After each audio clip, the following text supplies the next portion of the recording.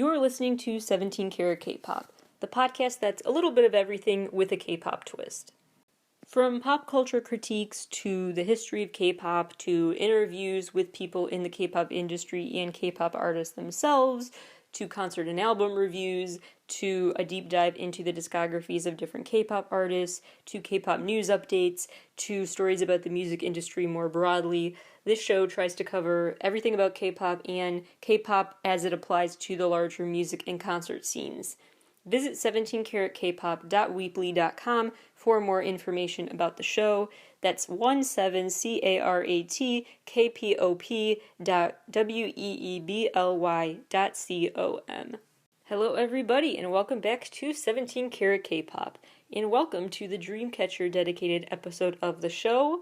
They personally have some of my favorite K-pop girl group songs of all time. I'm really into that rock-tinged pop rock sound of theirs, and I really just thought they deserved their own episode.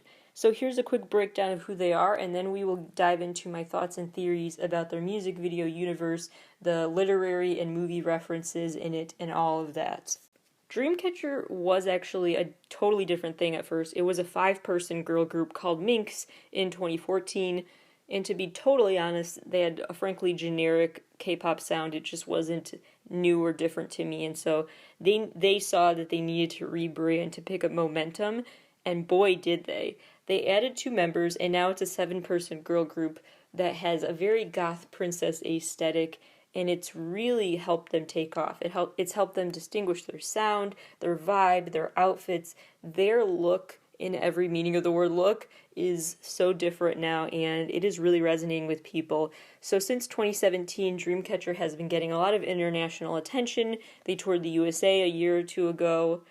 They also have a story that's a lot more elaborate now and isn't just one-off videos, but each story is somewhat connected with Easter eggs leading into the next episode, hence why they're getting an episode of this show dedicated to them to address all of these Easter eggs. Each of the members helped create the concept for Dreamcatcher and how they each have a certain nightmare or fear that they call it that defines their character in this story. But a lot of the characters' specific details and what they're meant to represent are meant to be left up to interpretation, as is often the case with K-pop artists in their work. They really do carry their company, Happy Face Entertainment, which seems like an ironic name for a group with that goth aesthetic, but there you go. Happy Face Entertainment really is Dreamcatcher Entertainment now. I mean, they really have rebranded after Dreamcatcher suddenly started becoming so successful when everyone thought the group was going to not make it past 2014, but they rebranded and it worked for them. The group members are Dami, Shiyeon, Jiyu, Suha, Yuhyun, Gahyun, and Handong. To be entirely honest, I really wish they would change their band name. I really don't like the fact that they are taking something as sacred as a Dreamcatcher and appropriating it for their band. It is just, it's robbing it of its indigenous roots, and I'm really disappointed by that choice. So I honestly never wanted to really like their music, but here I am liking it, and I just wish they would change the name. I'm torn because I didn't even know if I would make this episode about them because of that disappointment, and I don't want to condone the appropriation of a Dreamcatcher, but I also think about everyone who went into making Dreamcatcher, not the artists themselves, but also the songwriters and the producers and the choreographers. Everyone who's brought these songs to life deserves credit and appreciation for that work, those who did not have control over the names. So I decided the best way to both honor the Dreamcatcher and to honor these songs in a way that I hope is still respectful is by telling you the origins of the Dreamcatcher and what it's all about, and then get into these stories. The Dreamcatcher, as you've probably seen it, has actually a lot of meaning to it. It isn't just something you can hang up in your room for decor's sake. It is used to trap bad dreams, basically, and I'm going to share the origin story in a second, but they're called sacred hoops sometimes and carry a lot of meaning. They're supposed to work only when 2 different conditions are met, really. when a spider web is formed, and when a dream catcher is hung over a baby's cradle. A baby symbolizes that step of life when you need a lot of care and attention, and then it also represents kind of the circle of life because you also end your life right back at that state of needing that care and attention. Here is the verbatim legend of the dream catcher, and I will link to this on my website on my weekly newsletter, so if you want to read it for yourself and share it, it will be there for you to access. Here we go. Long ago, when the world was young, an old Lakota spiritual leader was on a high mountain. On the mountain, he had a vision. In his vision, Iktomi, the great trickster and teacher of wisdom, appeared in the form of a spider. Iktomi spoke to him in a sacred language. Only spiritual leaders of the Lakota could understand. As Iktomi spoke, he took the elder's willow hoop, which had feathers, horsehair, beads, and offerings on it, and began to spin a web. He spoke to the elder about the cycles of life and how we begin our lives as infants. We then move on to childhood and into adulthood. Finally, we go to old age, where we must be taken care of as infants, thus completing the cycle. But, Iktomi said as he continued to spin his web, in each time of life there are many forces, some good and some bad. If you listen to the good forces, they will steer you in the right direction. But if you listen to the bad forces, they will hurt you and steer you in the wrong direction. He continued, there are many forces in different directions that can help or interfere with the harmony of nature and also with the Great Spirit and all of his wonderful teachings. All while the spider spoke, he continued to weave his web, starting from the outside and working toward the center. When Iktomi finished speaking, he gave the Lakota elder the web and said, see, the web is a perfect circle, but there's a hole in the center of the circle. Use the web to help yourself and your people, to reach your goals and make use of your people's ideas, dreams, and visions.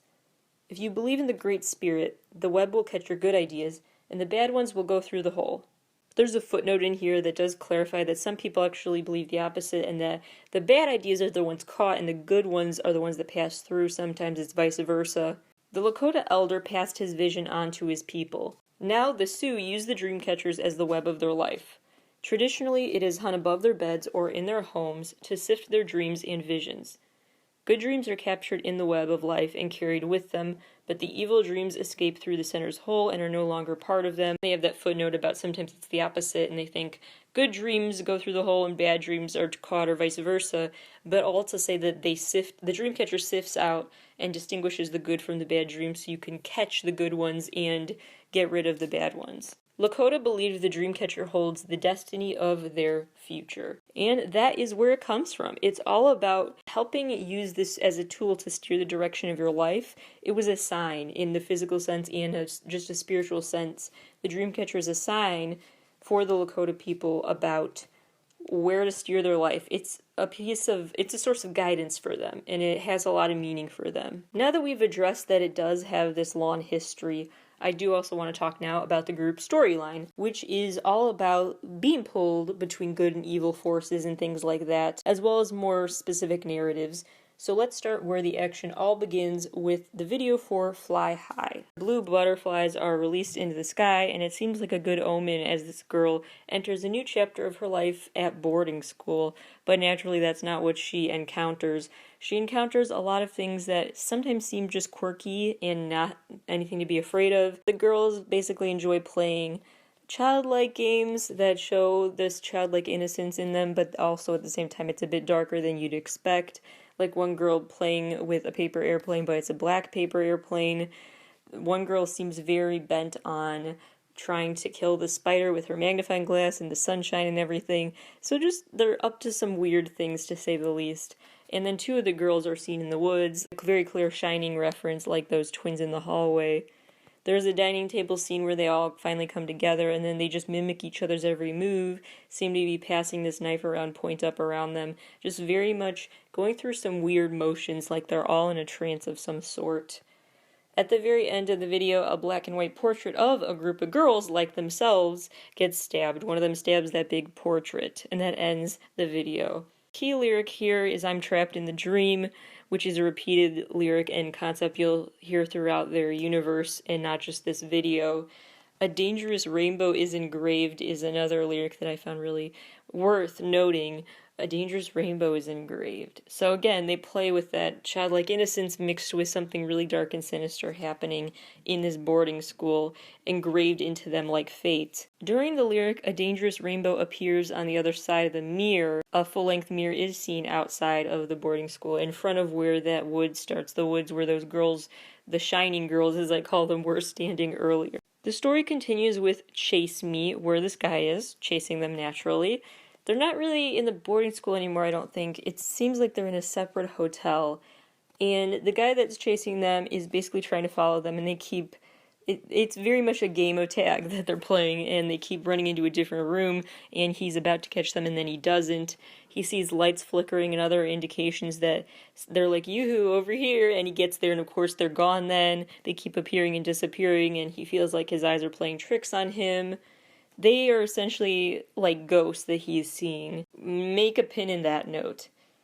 The girls hold this seance of sorts. They surround one of their own with this bed of flowers and candles, and they rip this eye out of a teddy bear. It seems like that's sort of like a voodoo doll substitute. Not that his eye came out, but just that he can feel pain or confusion when they do something to the teddy bear. The guy in his hotel room then, taking a break to figure out what to do next, is watching them through security footage that is in his hotel room somehow. He's really confused because as he watches the security footage, he sees the girls in exactly the same places he just looked. As he was checking for where they are, he had just walked through those rooms, and now suddenly they're back there where he just looked, so he just feels like his eyes are playing tricks on him and doesn't know what to do. So now he's resorted to just using brute force to get his way. So he grabs this axe and tries to walk down the hall and figure out which door to strike with the axe first. He gets to one door and thinks this is the one, so he uses the axe to break down the door, and it was the right one he picked, where the girls are in there. But by the time he breaks down the door, all that is there is a portrait of those girls.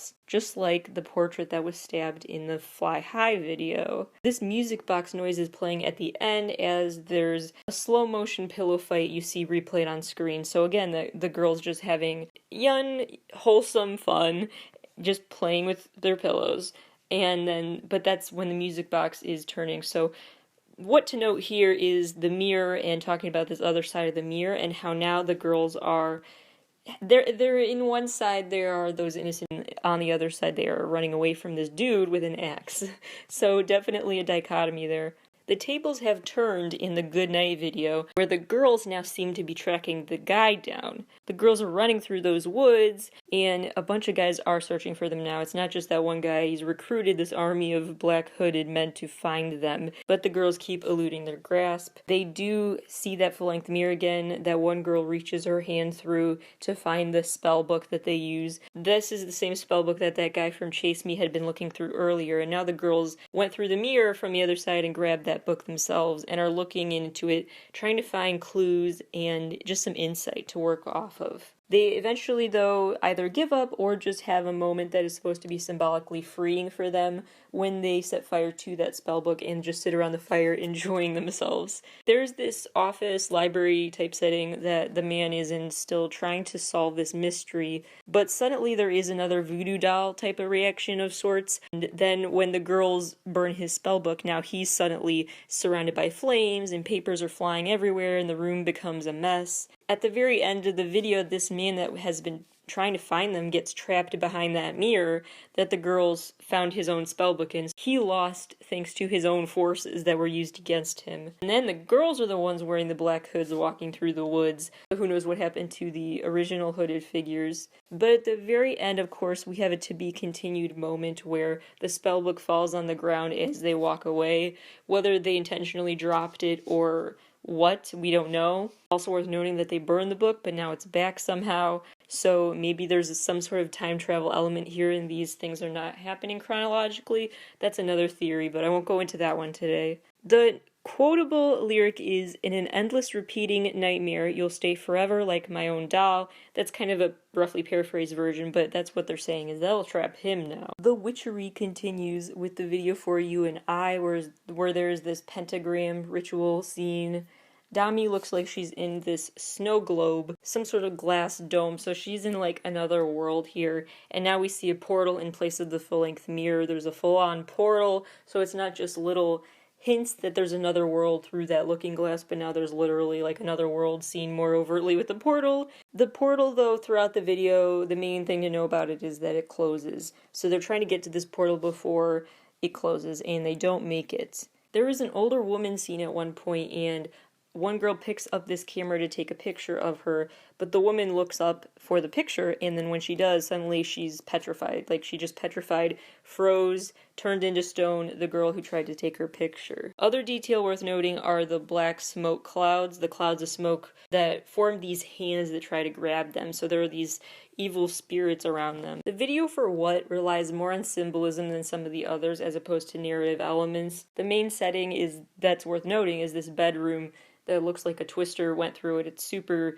messed up, shaken up. The key lyric to note is deepened lucid dream, caught in a trap. They reference the hide and seek mirror as they call it, again referring to that looking glass, the dual worlds here.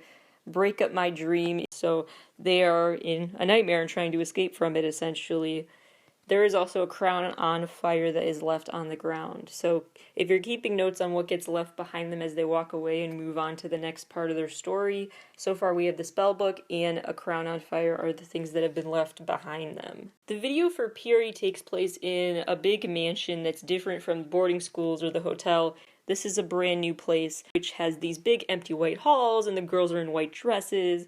They climb up and sit on this white ladder. Clearly there's the symbolism of rebirth and they are trying to have a fresh start and a clean slate. The hand that reaches out to them in this video is no longer made of black smoke. It's actually a human hand reaching toward them. So progress, question mark? There are lots of walls full of things like knickknacks, clocks, phones, dolls, a lot of walls of just objects. And so their girls are walking through this new building looking like they're trying to find a way out, but it's such a maze and there's so many items on the walls, and one of the girls has a moment kind of like the Scream movie moment with picking up the phone and freaking out over something. Something's going on inside the house. But the smoke turns black again in Deja Vu.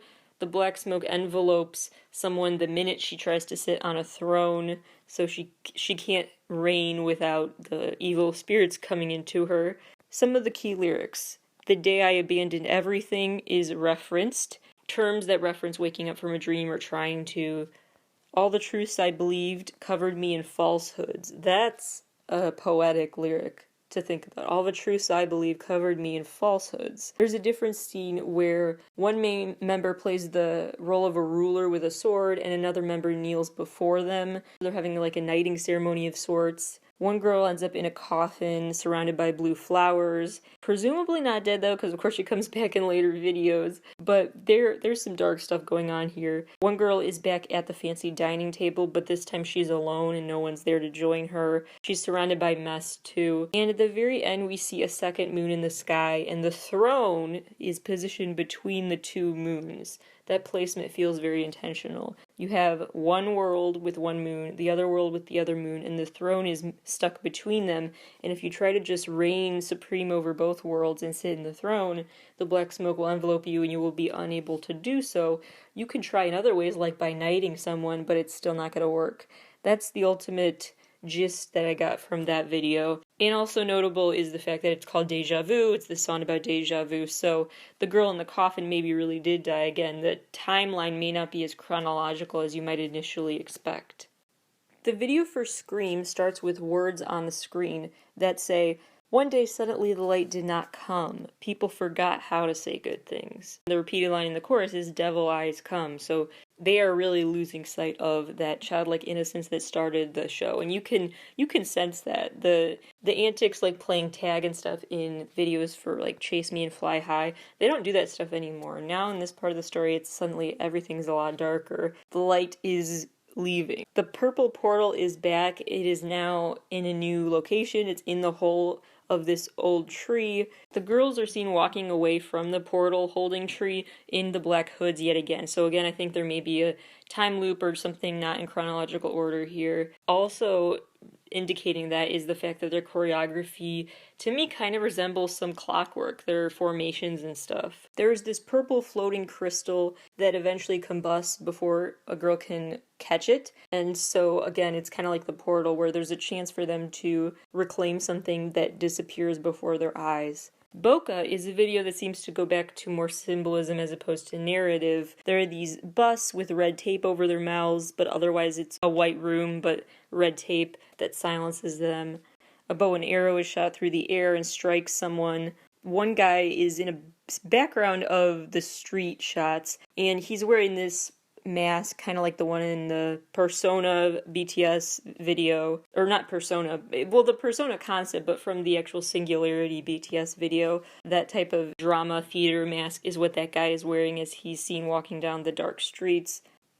After this quick break, tying it all together, my theories about what all this means for their story, what are they trying to tell us, both in the narrative form and just symbolically. To better understand how each of these Dreamcatcher music videos ties into a larger narrative, it helps to focus on one pivotal music video in their storyline, which is the Piri music video. Piri means pipe in Korean, referencing a flute instrument in this case, which is reminiscent of the classic story Pied Piper. I talked about this in the episode of the show called Tell Me Your Every Story because Pied Piper does have significance in the BTS music video world as well, but it's worth repeating because Pied Piper is a really wild story. And the fable of it all, the moral of the story is all about, I think, honoring your word and keeping promises, but it's a very weird roundabout way they go about teaching that lesson. So I feel like the moral gets lost, but I digress. The quick version of the Pied Piper story is, there was this town that had a big rat infestation, and they didn't know what to do to get rid of the rats. So a musician came to town and he was like, hey, I have this magic flute, and when I play a certain tune, it's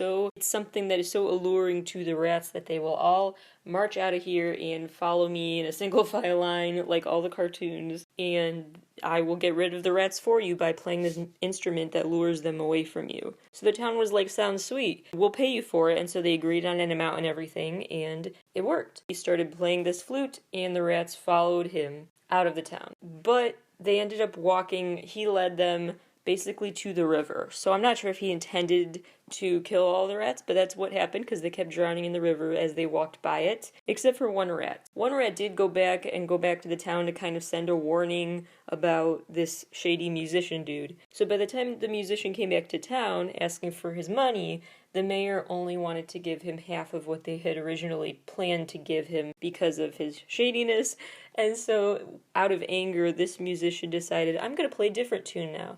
And this one doesn't hypnotize the rats. This one hypnotizes children. And it does, so he plays a new tune that lures children to follow his lead to leave the town. These ones don't drown in the river or anything, they just leave. They presumably don't die, but we don't really know because they all enter this portal into this new world, basically. It's a weird plot twist. Except for one of them. One of them doesn't make it past into the portal in time and goes back to spread the word again about the shady musician and tell this story to the townspeople. So at a symbolic level, Dreamcatcher is referencing this magical instrument. It could represent things like temptation, for better or for worse, talking about the allure of how music can draw people to or away from you, or not even just music but anything, and how you can have the ability to emotionally manipulate other people, and how that power needs to be used for good, not wrong, and you need to think through the consequences of how you're influencing people. So that's the symbolic way to look at why they reference a Pied Piper instrument.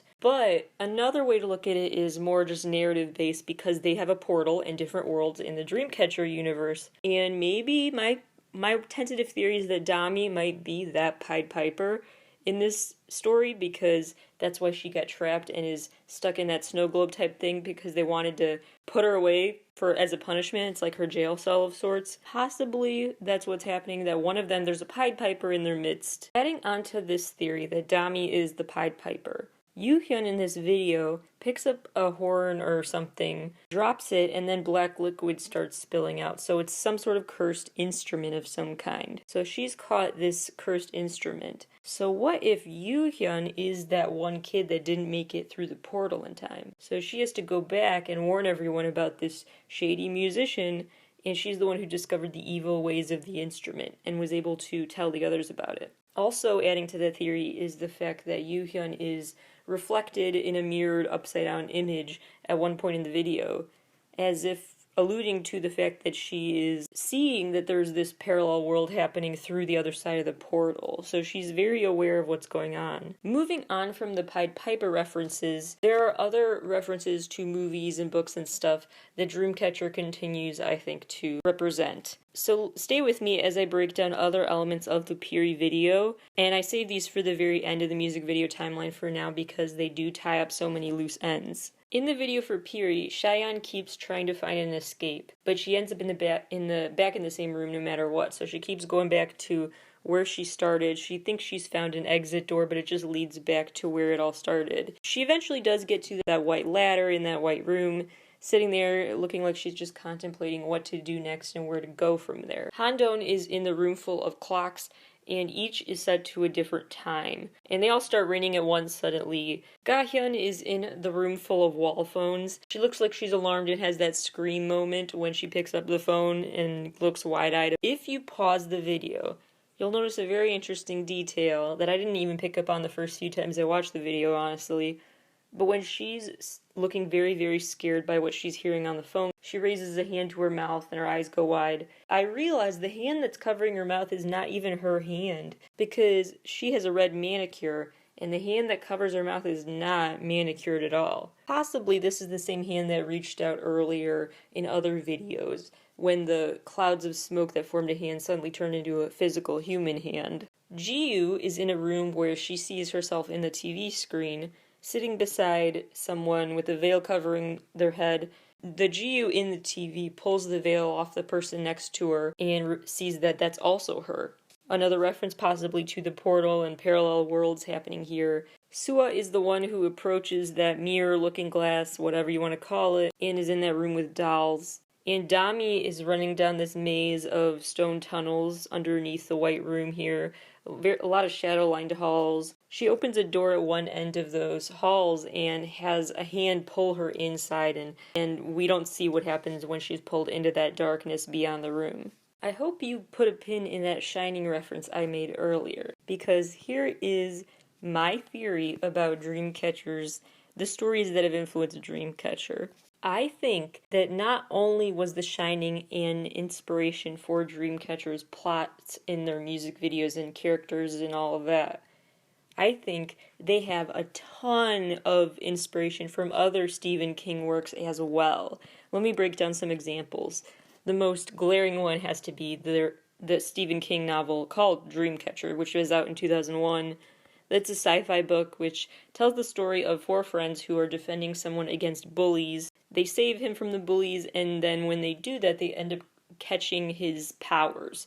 And like they were contagious. If you do a good deed, you get the powers of the person you saved or something. Some of these supernatural abilities these guys develop in that book are telepathy and the ability to share dreams with each other, hence the name of the book, Dreamcatcher. Remember, Dreamcatcher uses a spider as a clear symbol throughout their videos, and maybe it was intended to be a parallel to the literal parasite that is a part of this book, Dreamcatcher. The book also has stuff like an alien invasion going on and stuff that's not relevant here. There's a lot packed into that novel, but the key detail I would point out is the fact that they are sharing dreams with each other, and they have the ability to communicate with each other across dimensions if need be, you could say. Let's address some key details from The Shining. There's obviously the twin scene in the hotel room hallway reference in Dreamcatcher's work. There's the hotel setting in general that they have, and supernatural forces really thrive within the hotel walls. What the actual Shining is, not the book or movie, but the term The Shining in the book and movie, is a psychic ability to see the haunted past of the hotel setting. And maybe that's why the girls are kind of memorialized through that black and white portrait, and other images of them are seen throughout the hotel. They are like the ghosts that haunt this hotel now. They are the Shining, or the guy who's come to get them is the Shining. He sees the past of this hotel. I want to share some plot points from The Shining, so spoiler alert, I guess, but it's quite old for me to have to warn you about a spoiler. But anyway, there's a snowstorm that knocks the phone lines dead. Danny, the son of the main character, Jack, draws the word redrum a lot, and redrum backwards, if you look in a mirror, says murder. Jack busts down a door with an axe at one point, phone lines being dead, looking at something reflected in a mirror to say something more sinister, busting down a door with an axe, running through a maze. Piri and other videos, like Chase Me especially, are clearly very similar. Jack tries to catch Danny when they're running through this maze, but Danny tricks Jack into going the wrong way, gives him a false hint, leads him off his trail, and so Jack gets hopelessly lost. Danny eventually gets out of that maze, but Jack doesn't and freezes to death. Last detail to note is the photo hanging in the hotel in that story, which then features a picture of Jack in a party setting. So Jack is memorialized with a picture in the hotel, kind of like the fact that all those girls look like they're in that vintage black and white portrait in the Fly High video. It's also a little reminiscent of that slow motion pillow fight feel good moment at the end of Chase Me, like looking back at a party memory before things went south. Some more Stephen King works that I think Dreamcatcher was influenced by. The Dark Tower series of books, especially the Dark Tower 4, which is called Wizard and Glass. That book cover has this globe image of sorts, kind of like the globe image that Dami was trapped in. Also noteworthy from that book is its inspiration from The Wizard of Oz, another story about, a man behind the curtain and something not being what you thought it was on its surface. In the Dark Tower, instead of pulling back the curtain and seeing the wizard, the characters pull back the curtain and can see the Tick-Tock Man, as he's called, who's this character obsessed with clocks. Remember the wall of clocks? That's a big part of the Piri music video. The Dark Tower, The Drawing of the Three, is another book in the series that's notable here, which is all about doorways to these different worlds, which is super relevant too. So Wizard and Glass and The Drawing of the Three are both key books to note. In the book called The Talisman, this guy named Jack Sawyer is on this mission to find this crystal called the Talisman. That's the name of the crystal that can cure his dying mom, basically. And on his quest to find the crystal, long story super short, he ends up in a parallel universe during that journey. So we have the crystal being brought up, which was in a Dreamcatcher video, and the fact that someone's trapped in a parallel universe.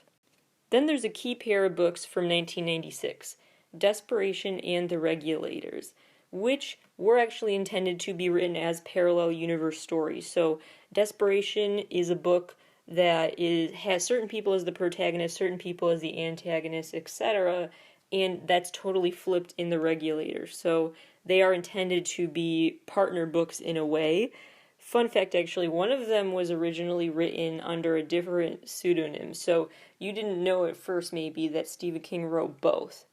You may have thought that someone was just trying to write a fan fiction that flipped everything on its head and used the same story but changed some things. But actually it was just Stephen King plagiarizing himself, if you want to call it that. At the end of Desperation, the book, Seth and Audrey, the main characters, they die and are presumed to have become ghosts. And what is found after they die is an image of them tucked into a letter, and the image is of Seth and Audrey holding hands. Kind of like these old vintage images that are left behind when Dreamcatcher members possibly became ghosts. And of course there's the whole parallel world aspect here that stays relevant. What really ties this all together and proves, I would argue, that Dreamcatcher was heavily influenced by all of this work from Stephen King is the fact that Stephen King writes in 3 different fictional towns. There are 3 fictional towns that make up the Stephen King universe, and different Stephen King books belong in one of those 3 fictional towns. One of those towns is Derry, Maine. Guess what stories are all set in Derry, Maine? The Dark Tower, Dreamcatcher, Secret Window, Secret Garden, a novella which references a secret garden, which was one of the scenes in the Boca video, and Insomnia, aka the name of Dreamcatcher fans. Insomnia, that book is about also supernatural abilities when Ralph, the main character, is sleep deprived and then suddenly somehow being sleep deprived gives some supernatural abilities. Anyway, so Insomnia, Dreamcatcher, Secret Window, Secret Garden, and The Dark Tower, a story about the Tick-Tock Man who's obsessed with clocks, and things like that, references to a parallel world, all of those stories with key symbols, all of those are set in this same fictional Stephen King town. So going forward, here are some of my predictions for how they will reference Stephen King going forward. A red balloon might become a symbol for them in the future because the book It, references the red balloon a lot. I don't know if they'll go full literal clown on any other comeback concepts, but the red balloon might be an ode to It by Stephen King. I could also see them having a prom night Carrie-inspired type of comeback sometime. I definitely think in the future they will have some sort of antique store setting for their music video story or a short film to go along with it. Because of that doll wall, the wall of dolls in the period video got me thinking about them being around antiques, because Stephen King has this book called Needful Things, and in Needful Things basically you can go into the shop and buy stuff, but you buy by basically doing mischievous things. If you act mischievous, then that's your form of payment. That may be a new level for the story to go, like a member has to do wild things to maybe not buy something at the antique store, but find a way to release Dami, or to keep Dami locked up, or to get rid of that horn. But there may be parts of the plot that are driven by that ability to go through some sort of intermediary station like an antique store. Lastly, I think they might have some more butterfly references in the future, because the blue butterfly is really what started all of this. That was the very first symbol at the start of the Fly High video that started all this action. Which brings to mind Alice in Wonderland. We've talked at length in the 80s episode about connections possibly to Wonderland that K-pop artists have used. I definitely think the butterfly could be one involved here, especially if they're into classically influenced stories like The Wizard of Oz. To recap, in the Fly High video, a girl is sent off to boarding school and realizes now she feels like she's trapped in some sort of parallel world, or trapped in the dream, as the lyrics say. There's the Shining reference. There's the fact that all the girls are passing around a knife and look like they're under a trance. There's the spider imagery, and then the girl stabbing a portrait. The Chase Me video features the guy who's looking for the girls and they keep eluding his grasp, using supernatural powers maybe to teleport away and to stop him from seeing them. They're ghosts basically that haunt this hotel as he tries to break down doors with an axe and have other Stephen King book references in his actions. And then at the end, he opens the room he thought they were in, and all that is left behind is an old photo of them. In Good Night, one of the girls reaches her hand through the mirror and grabs the spell book out of it, so now they're interacting more with the other universe, but they set fire to that spell book. But that doesn't get rid of their problems, obviously, with that other world. More voodoo doll type stuff happens because the supernatural forces that are compelling this dude are clearly still there, and now the man is trapped in the mirror on the other side. So the girls feel like he's getting his comeuppance, but the action is of course not over, because now one of their own is trapped. Dami's in that snow globe type setting for you and I. That is also the video where an old woman looks up and causes the girl to get petrified from her stare, and the portal closes before someone can jump into it. Piri features the walls of dolls, clocks, phones, all of that other symbolic stuff, and hands reaching out to silence someone. Deja Vu features one girl presumably dead, surrounded by flowers, and there's that scene with the throne between the two moons representing the two different worlds, showing you gotta pick one now and figure out how to do this, because you can't stay in the middle like this forever. In the video for Scream, they're trying to reach that crystal, that purple crystal, but it combusts before they can, and there are more clock references with the clockwork resembling choreography. There's also the portal within the tree. Lastly, in the Boca video, one of the characters is in that theater-type, persona-type mask. And that mask I would keep an eye on. I bet that symbol will come back as well. Whether that has to do with Stephen King or not, we'll see, but I would definitely keep your eye out for red balloons, an antique store, a mask, that persona-type mask in the future. Those are my thoughts and theories about Dreamcatcher's music video universe and plots and characters and all of that. Stay tuned, because next week our new album Road to Utopia comes out. We will have to dissect that and the music video and all of that. So we will revisit this conversation after the comeback next week. Stay tuned also tomorrow for the show for a new episode of 17 Talk. Thank you all for listening today to 17 Carat K-Pop, and I will talk to you all again soon.